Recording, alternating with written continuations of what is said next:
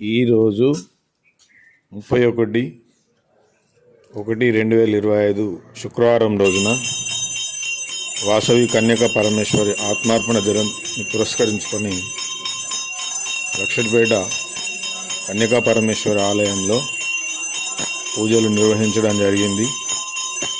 దీనికి ఈ కార్యక్రమానికి లక్షడ్పేటలోని ప్రముఖులు భక్తులు అందరూ వచ్చి ఈ కార్యక్రమాన్ని ఈరోజు విజయవంతం చేయడం జరిగింది.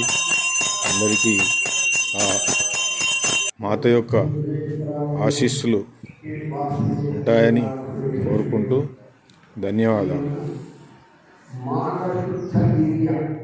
అంటే ఎప్పుడైనా డేటు మారవచ్చు, నక్షత్రాలు మారవచ్చు, వారాలు మారవచ్చు, కానీ మాత్రం మాట్లాడుకోకూడదు.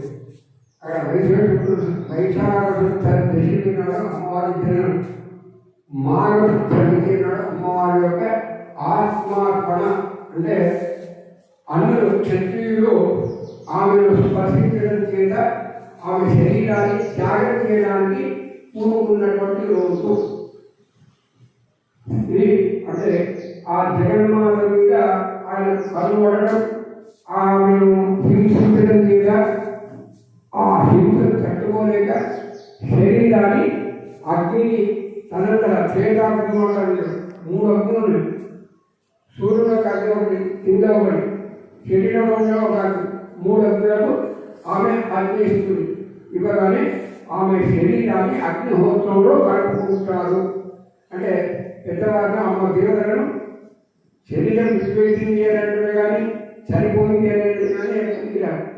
అందుకోసం ఆత్మార్పణ, ఆమె శరీరాన్ని ఆమె అగ్నిహోత్రం పెంచి శరీరాన్ని అర్పణ చేసినటువంటి రోజు ఆత్మార్పణ అనేటువంటి ఉన్నాయి. కాబట్టి అది ఎట్లా అయిందంటే రాత్రి ఆమెను హింసించారు, సూర్యోదయం వరకు ఆమె శరీరాన్ని అగ్నిహోత్రకు ఆమె చేసింది.